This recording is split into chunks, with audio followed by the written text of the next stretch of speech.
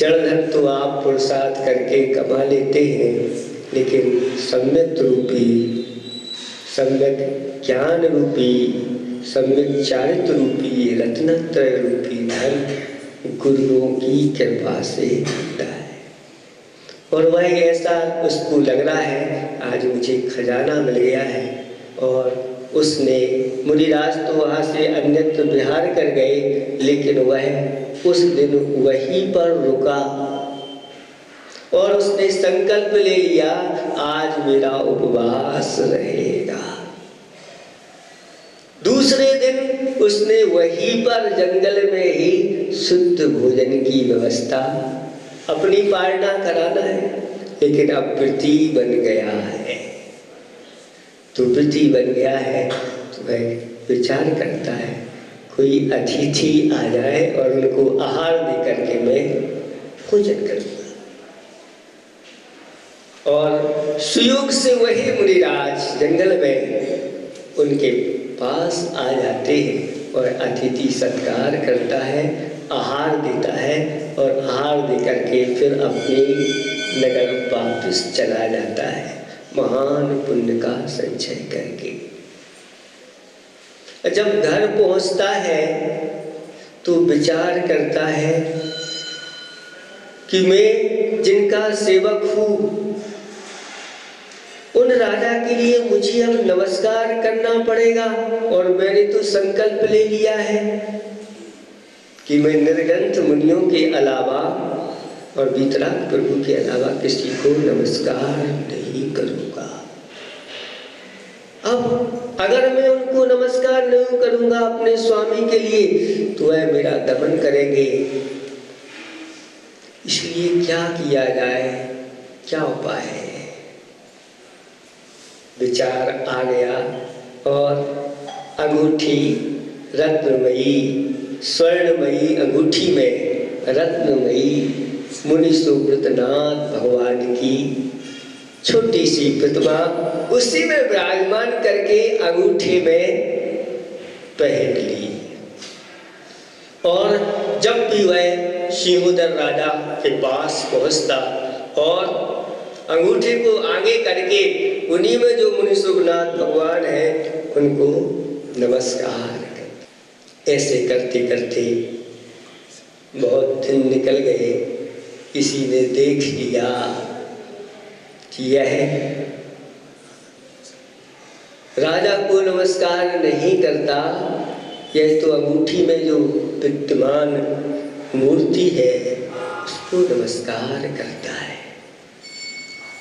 देश बसा राजा से जाकर के इस प्रकार की बात भर दी, वह आपको नमस्कार नहीं करता, वह तो वितराग भगवान को नमस्कार करता है। जब इस प्रकार की बात सुनी राजा के कान भर दिए गए। राजा क्रोधित हो गया और कहा उस बच्चकर्ण को पकड़ के लाओ, वह जब तक मुझे नमस्कार नहीं करेगा तब तक मुझे शांति नहीं। और इस प्रकार का छल माया कपट मेरे साथ उसने किया है, उसके लिए मृत्यु दंड दिया जाएगा। और भेज दिए गए, जाओ उसको लेकर के मेरे सामने उपस्थित करो। बच्चकर्ण के पास जब एक खबर पहुंची कि आपको राजा ने बुलाया है, वह चल लेता है अपने 100 वीरों को साथ में लेकर के घोड़े पर बैठ करके और जा रहा है। लेकिन रास्ते में ही एक व्यक्ति मिल गया और कहता है क्या आप संसार शरीर और भोगों से उदासीन हो गए हो जो उस राजा के पास जा रहे हो? पूछता है क्या हो गया? ऐसी ऐसी बात है, राजा को पता चल गया है तुम राजा को नमस्कार नहीं करते हो और भगवान वितराग भगवान को नमस्कार करते हो, इसलिए क्रुद्ध हो गया है और तुम्हारे लिए मारने के लिए तैयार है। अगर मरना हो, संसार से बिल्कुल उदासीन हो गए हो तो जाओ, नहीं तो वापस लौट जाओ। और वह जब इस प्रकार से सुनता है तो वापस लौट जाता है और अपने ही नगर में सुरक्षित किले के ऊपर जाकर के बैठ जाता है। और जब राजा को पता चलता है कि वह आया नहीं है तो राजा चढ़ाई कर देता है और चढ़ाई करता है।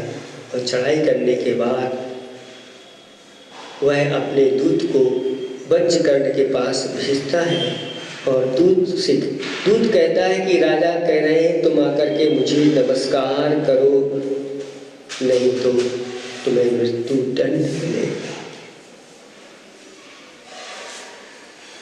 वज्रकर्ण कहता है कि स्वामी से कह दो, मेरा नियम है, मैंने संकल्प लिया है, ये तुम्हारा दिया हुआ सब वैभव है, सब कुछ ले लो, राज्य ले लो, सब कुछ ले लो, लेकिन मुझे छोड़ दो, मेरी पत्नी को छोड़ दो, मुझे भगवान की भक्ति पूजा आराधना करने दो बस, और मुझे कुछ नहीं चाहिए।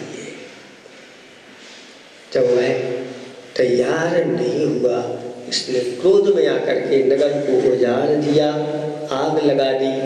और वज्रकर्ण जो था वहाँ का राजा, वह कुछ अपने सामंतों के द्वारा सुरक्षित किले के ऊपर बैठ गया, गोपुर द्वार में बैठ गया। ये कौन कथा सुना रहा है? राम लक्ष्मण के सामने वह व्यक्ति जिसको बुलाया है उसको। इसलिए ये नगर उजड़ गया है। और वह वज्रकर्ण राजा बहुत ही धर्म प्रिय, दयालु और व्रती है, मुनियों की सेवा में हमेशा तत्पर रहता है। ये सुन लिया तब राम ने एक अपना स्वर्ण का आभूषण उतार करके उसको दे दिया। वह मालो माल हो गया, प्रसन्नता के साथ वापस चला। लक्ष्मण जी से कहा कि लक्ष्मण देखो, कोई भोजन पानी की व्यवस्था हो तो जाकर के करो। लक्ष्मण जी जाते हैं, उसी नगर में प्रवेश करते हैं और प्रवेश करने के पहले ही छावनी पड़ती है उस राजा की जिसने आक्रमण किया था। तो उसके जो सैनिक थे लक्ष्मण जी को आगे जाने से रोकते हैं, लेकिन लक्ष्मण जी उसकी परवाह नहीं करते और आगे बढ़ते चले जाते हैं। और जैसे ही वह वज्रकर्ण के द्वार पर पहुंचता है, वहाँ के लोग कहते हैं, कौन हो आप, कहाँ से आए हो? मैं अन्न की तलाश में आया हूँ, भोजन की तलाश में आया हूँ, बहुत दूर से आया हूँ, भोजन की आवश्यकता है। वज्रकर्ण व्रती था, भोजन का समय उसका हो गया था, बहुत अच्छा भोजन उसके लिए तैयार होकर के आया था। तब देखा तो बड़ी रानी को अंदर से ये लगा कि मुझे माला प्राप्त नहीं हुई, तो राजा के सामने बात रख दी। तो राजा कहते चिंता नहीं करो, तुम्हारे लिए पूरी मोती की माला दिलवाएंगे। और उस नगर के सारे जोहरियों को, बड़े बड़े सेठों को राजा ने बुलाया और बुला करके कहा कि आप लोगों के पास गजमोती है क्या? इतना कहा राजा ने और सबके मुख से एक ही बात निकल गई कि मेरे पास गजमोती नहीं है। बहू को जो आई थी उसको तो विदा कर दिया, भाई के साथ में चली गई अपने घर पर। इधर अब सेठ जी को चिंता हो गई, ये चिंता हो गई कि अब वापस ही लौट के आएगी और फिर गजमोती चढ़ाएगी, और गजमोती जब चढ़ाएगी तो सबको पता चल जाएगा कि सेठ जी के यहाँ गजमोती है और मैंने राजा से कह दिया है कि हमारे यहाँ गजमोती नहीं है। ये भेद खुल जाएगा और जब भेद खुलेगा तो राजा हमारे साथ क्या व्यवहार करेगा। सबको चिंता हो गई, अब क्या करें। आखिर सबने बैठ करके अच्छी तरह से विचार किया। उन सेठ जी के 7 लड़के थे, तो छोटा लड़का था, उसके साथ उस मनुवती का विवाह हुआ था। बाकी 6 जो भाई थे, पिताजी, सब परिवार ने बैठ करके विचार किया कि अब क्या किया जाए। तो ऐसा कर लो, इस छोटे को ही घर से निकाल दो, ना रहेगा बांस ना बजेगी बांसुरी। जब यही नहीं रहेगा तो बहू यहाँ घर पे आएगी नहीं, तो घर पे आएगी नहीं तो ये होगा ही नहीं। इसलिए ऐसा संकल्प कर लिया, कैसे होगा ये आदि आदि। और बहू की निंदा आदि करते हुए और उस लड़के को घर से बाहर निकाल दिया छोटे, और वह छोटा लड़का सीधा अपने ससुराल पहुंच जाता है और मनोवती से कहता है कि अब ऐसी ऐसी घटना घट गई है, मुझे घर से निकाल दिया गया है, अब मैं परदेश जा रहा हूँ धन कमाने के लिए। तब वह मनोवती कहती है नहीं, मैं भी आपके साथ चलूंगी। और वही आकर के वह मजदूरी करने लगे। आचार्य भगवंतों ने कहा कि देखो, अगर अपने जीवन में हम स्वयं नियमों का पालन नहीं कर पाते तो कोई बात नहीं, लेकिन जो नियमों का पालन कर रहा है, जो धर्म कर रहा है, उसकी कभी निंदा नहीं करना, कभी उसको रोकना नहीं। अहोभाग्य प्रसन्न होना, जिसके माध्यम से अपन को भी छठा हिस्सा मिलता चला जाए। नहीं तो हम अपना छठा हिस्सा क्या जो है अपने हिस्से में, वो भी सब खोते चले जाते हैं। इसलिए प्रसन्न होना चाहिए। अहोभाग्य इसका कम से कम धर्म में मन लगा रहता है, बार बार ही यह धर्म की बात करता है, और मैं हमेशा पापों में लगा रहता हूँ। लेकिन लोगों को ये रहता है कि बार बार महाराज क्या आ गए, अब इनके लिए तो मंदिर ही मंदिर दिखता है, महाराज ही दिखते हैं, आदि आदि। इस प्रकार से कभी नहीं करना, क्योंकि आगे जाकर के अपने लिए ऐसे कर्म बंद हो जाते हैं और अंतराय कर्म पड़ते चले जाते हैं।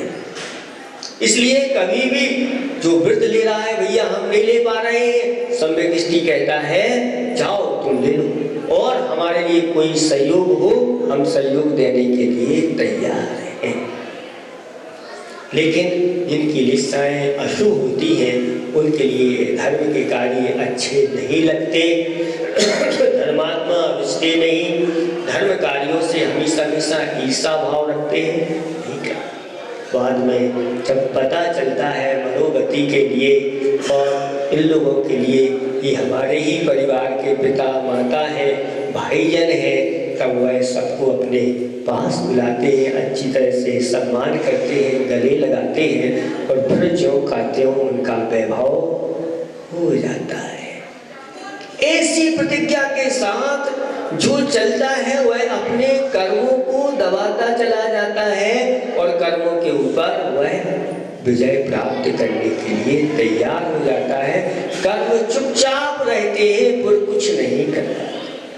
मुनियों के लिए आचार्य भगवंतों ने कहा कि निर्धनता ही धन है जिनका, निर्धनता ही धन है जिनका, मृत्यु जिनका जीवन है। मृत्यु को ही जीवन मान करके जो चल रहे हैं, निर्धनता ही धन है जिनका, मृत्यु जिनका जीवन है। क्या कर सकता कर्म शत्रु भी, ज्ञान चक्षु संजीवन। जिनके पास सम्यक ज्ञान रूपी चक्षु है, ऐसी संजीवनी है, कर्म शत्रु उनका कुछ बिगाड़ नहीं पाता, वह घुटने टेक देता है। ऐसे नियमों के साथ हमें अपना जीवन निकालना है। ये कर्म एक दिन बहुत जल्दी आकर के हमारे सामने घुटने टेकेंगे। बस संकल्पित हो जाओ, स्वराज्य हमारा धर्म, जन्म सिद्ध, जन्म सिद्ध नहीं, अनादिकाल से हमारा अधिकार है। लेकिन इस अधिकार को हमें अब प्राप्त करना है। ये मनुष्य जीवन हमारे लिए बहुत दुर्लभता से मिला है। अवश्य इस मनुष्य जीवन में ऐसे कुछ संकल्पों से बन जाओ, प्राण चले जाएं लेकिन हमारा संकल्प नहीं टूटेगा। एक बार अगर ऐसे संकल्पों के साथ मरण को प्राप्त हो गए तो बहुत जल्दी इस मृत्यु के ऊपर हम विजय प्राप्त कर लेंगे। आप सब लोग इस प्रकार के संकल्पों से बने और जो अच्छी अच्छी उत्तम वस्तुएं हैं, ऐसी उत्तम वस्तुएं भगवान को चढ़ा करके उनके दर्शन करना चाहिए। इधर बजरिया में एक बार हमने कहा था, विधान चल रहा था कि देखो आज वर्तमान में, उस समय तो गजमोती चढ़ाते थे, हीरा मोती चढ़ाते थे, स्वर्ण की अनेक पुष्प चढ़ाते थे। आज वर्तमान में वैसी व्यवस्था नहीं है। कोई बात नहीं, इतनी कीमती चीजें आप नहीं चढ़ा सकते तो कम से कम एक श्रीफल तो भगवान के लिए हम चढ़ा सकते हैं। अगर श्रीफल चढ़ाने की भी अगर किसी के अंदर शक्ति नहीं है तो 3 बादाम 5 बादाम आदि करके 3 फल 5 फल आदि आदि 7 फल 11 फल आदि आदि इस प्रकार से संकल्प लेकर के जो करते हैं, महान वह पाप कर्मों की निजरा करने वाले होते हैं और महान ही वह पुण्य का संचय करने वाले ऐसे होते हैं। 15-20 रुपये तो ऐसे ही हम खर्च कर देते हैं, लेकिन कहते हैं कि अगर एक भगवान के लिए अगर हमने श्रीफल ऐसा चढ़ा दिया और संकल्प लिया, भगवान प्रतिदिन आपके हम दर्शन श्रीफल चढ़ा करके करेंगे, तो एक श्रीफल चढ़ाने का फल कितना है? कम से कम अगर बताया जाए तो 1 राज्य की प्राप्ति होती है। और अगर प्रतिदिन इस प्रकार का संकल्प लिया जिसने और प्रतिदिन भगवान के सामने ऐसा श्रीफल, उसका नाम है, श्री का अर्थ होता है संपदा देने वाला, उभय संपदा देने वाला, यानी उभय सांसारिक संपदा को और पारमार्थिक यानी मुक्ति संपदा को देने वाला। आप चाहते हैं फल तो मोक्ष फल प्राप्त है, फलम निर्वामिति, ये मोक्ष फल यानी मोक्ष को देने वाला फल है। तो फिर क्यों ना, जब हमारे पास इतनी गुंजाइश है, हाथ खाली नहीं आना चाहिए भगवान के सामने। सबसे पहले आओ, सबसे पहले हमारे जो मूल नायक हैं उन मूल नायक को श्रीफल चढ़ा करके दर्शन। इतना तो कर सकते हैं, नहीं कर सकते। कहते हैं बहुत सारे ऐसे भी लोग आए, महाराज बहुत स्थिति खराब चल रही है हमारी, घर की स्थिति अच्छी नहीं है। हमने उनसे कहा कुछ नहीं करना, स्थिति खराब है, थोड़ी और खराब हो जाने दो। इतने घाटे में चल रहे हैं, कर्ज में चल रहे हैं, थोड़े और 6 महीने नियम कर लो, 6 महीने तक मैं प्रतिदिन भगवान को श्रीफल चढ़ाऊंगा। और उनके लिए नियम लिया, 6 महीने बाद क्या 2-3 ही महीने बाद महाराज अब स्थिति अच्छी चल रही है। 3 लोग के नाथ के लिए जो इस प्रकार से समर्पित हो जाता है, उसकी सारी व्यवस्थाएं अपने आप होती चली जाती है। ऐसी उत्तम वस्तुओं के माध्यम से आप लोगों को संकल्पित होकर के दर्शन पूजन करना चाहिए। समय आपका हो गया है, इतना ही हम पर्याप्त समझते हैं। अहिंसा परम धर्म की